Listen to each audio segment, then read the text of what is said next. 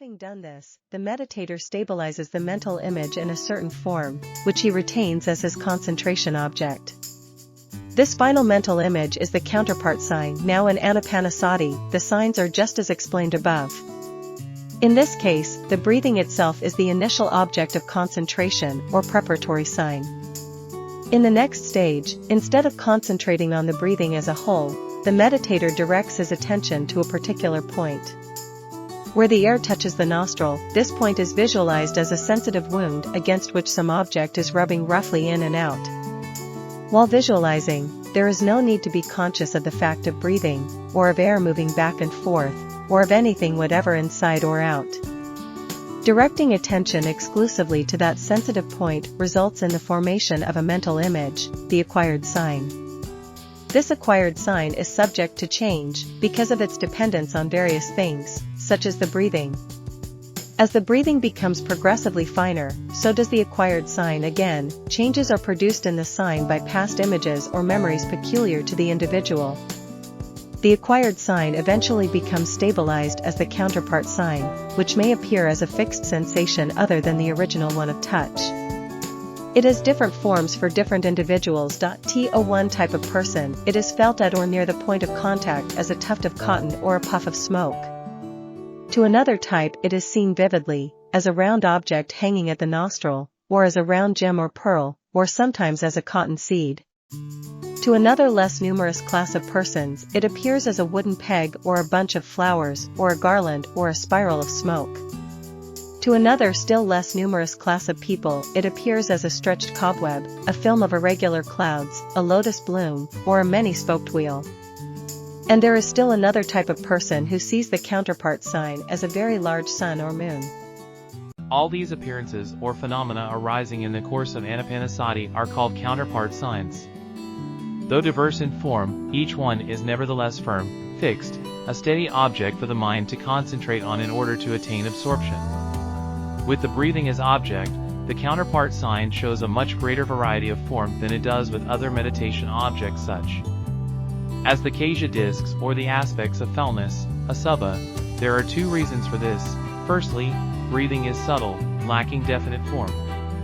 It cannot be distinctly visualized as can a Kaja disc or the limbs of a corpse. Secondly, and more importantly, each individual has his own characteristic store of memories of former sense impressions. Accumulated over a long period and built into his character, they manifest in their various forms from out of the unconscious whenever they have an opportunity. As for instance, when the mind is dwelling on the acquired sign, the signs created by the mind have varying characteristics because of these varying kinds of past impressions or memories built into the character of each individual. The meditator should not allow himself to be disturbed by the inconsistency or unpredictability of these phenomena. To do so would result in uneasiness and obstruct the development of concentration. If, however, he chooses to delve into this subject, he will be following another quite different branch of psychology having nothing to do with the practice of mental development.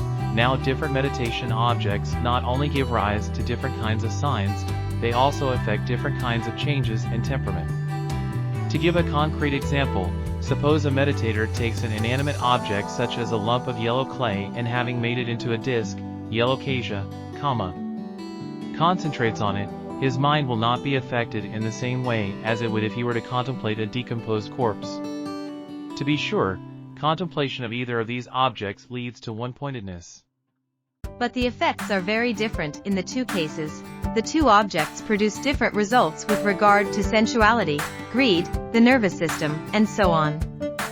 Reflection and experiment reveal that a lump of clay used as an object of meditation makes one feel heavy, passive, and sluggish.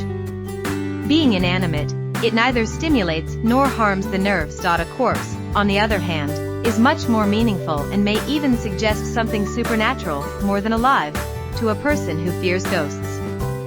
Anapanasati, in which breathing is the object of concentration, occupies a middle position. It neither induces passivity, as does a lump of clay, nor arouses feverish thrill, as does a decomposed corpse. Each preparatory sign produces its own characteristic results. This must be remembered. Though any preparatory sign may give rise to an acquired sign and a counterpart sign and finally lead to absorption. Nevertheless, each one brings about its own characteristic side effects. Certain meditation objects are designed to solve specific individual problems concerned with specific mental defilements before leading on to the usual goal, absorption. Other objects are less specific, forming a middle or general category. Among these, anapanasati is the foremost. The sign produced by anapanasati is peaceful, calm, and fine from beginning to end. Being in the middle category, anapanasati is suitable for every kind of person, householder or monk, man or woman, bold or timid. Certain meditation objects cannot give rise to a counterpart sign. Such are the concepts, arupa Dhamma, for example the virtues of the Buddha, Buddhagwa, used as meditation object.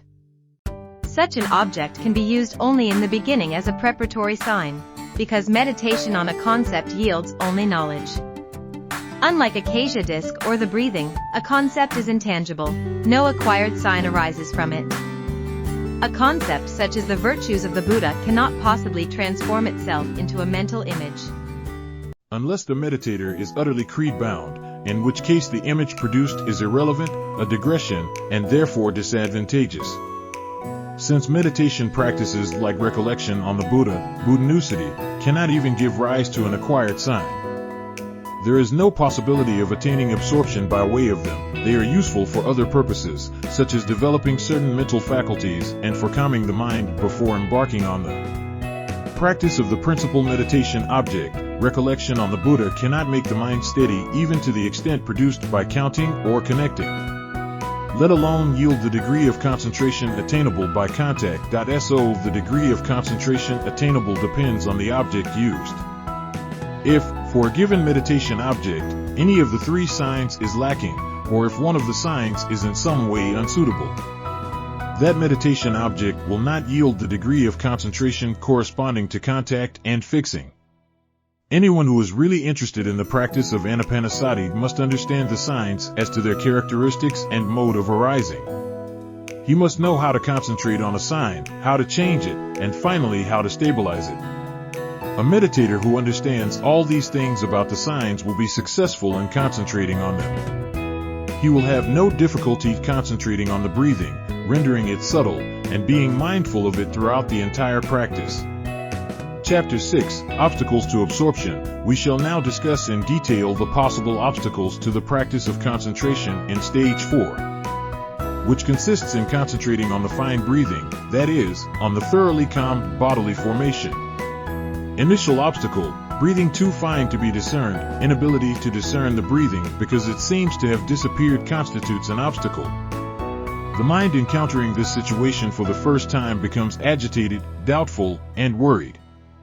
The problem can be dealt with in either of two ways.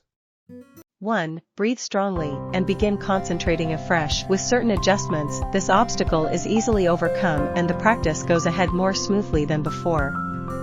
2. If this fails, or the meditator does not wish to revert to the coarse practice of the beginning stages, he should simply comfort and encourage himself, determining boldly to bring back the breathing.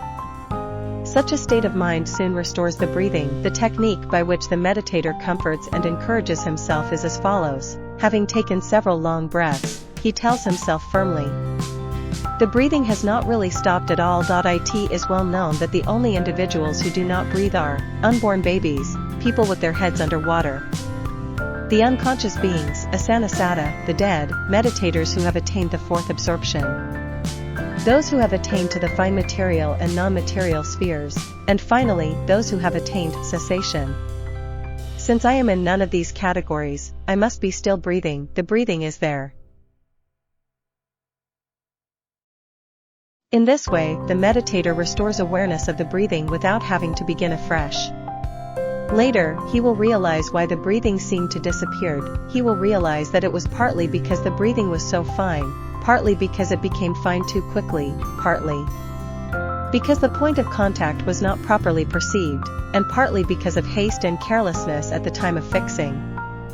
Knowing about this technique, the meditator will be able to adjust and develop the various conditions leading to the reappearance of the breath. This done, the breathing becomes all the more clearly manifest, and the problem of not being able to locate the breath is solved. Later, the meditator will be able to discern the breathing in all the steps: counting, connecting, contact, and fixing. The problem of non-manifestation of the breath generally arises during contact. The counterpart sign does not appear because the meditator fails to feel the breathing at the point of contact. The point is not apparent, not perceived. He should solve this problem in the way described. When the counterpart sign, the new mental image, does arise, mindfulness must be directed towards it. Mindfulness is still associated with the breathing, though only indirectly. If the breathing is not rhythmical and fixing is not firm, the sign may not arise at all, or if already arisen, may soon disappear.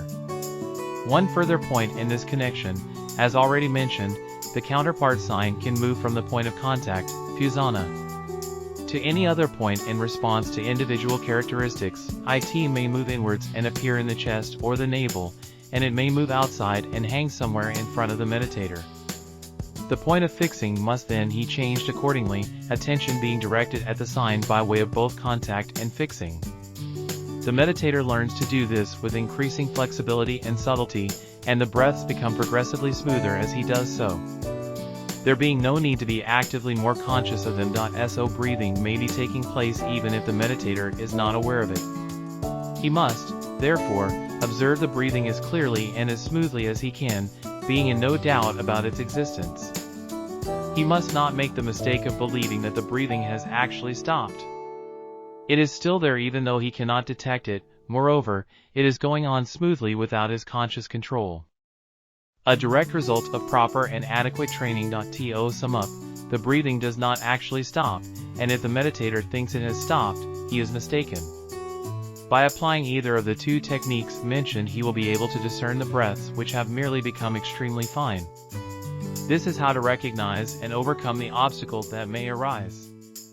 At the beginning of stage 4, there are also certain general obstacles, which may arise at any stage of the practice. Some of them are encountered by certain individuals and not by others, depending on temperament. All the obstacles of this sort that different individuals may encounter are listed below. The meditator should clearly understand and get to know them. 1. Distraction inwards while mindful of out-breath. Here the meditator, while following the out-breath, regardless of whether or not he is discerning its beginning, middle and end, worries about when the breath will come back in. He feels uneasy and afraid, thinking the in-breath is going to be interrupted, or the breath is not going to come back in at all. He may think the in-breath is going to be insufficient, or the in-breath is going to be irregular. This uneasiness is an obstacle to concentration, even at a coarse level of practice. The meditator should make it a rule to be self-possessed and not give in to such anxieties and fears. Such distraction of mind is not uncommon in the beginner. He is not warned about it beforehand. His practice will be badly affected by it, and he will waste time unnecessarily. 2. Distraction outwards while mindful of in-breath. Having followed the in-breath to its end, the mind rushes out. The meditator worries, when will the breath go back out? He waits anxiously, thinking, when will it touch the point of contact on its way out? And the like. This is what is meant by distraction outwards. It is the converse of the first obstacle. Combined, the two obstacles amount to this: while following the out-breath the mind is distracted inwards, that is, worries about the in-breath. And while following the in-breath, the mind is distracted outwards, worries about the out-breath. It is a general rule that, having finished with external things, one is concerned about inward things, and vice versa. These obstacles arise naturally out of inborn character traits.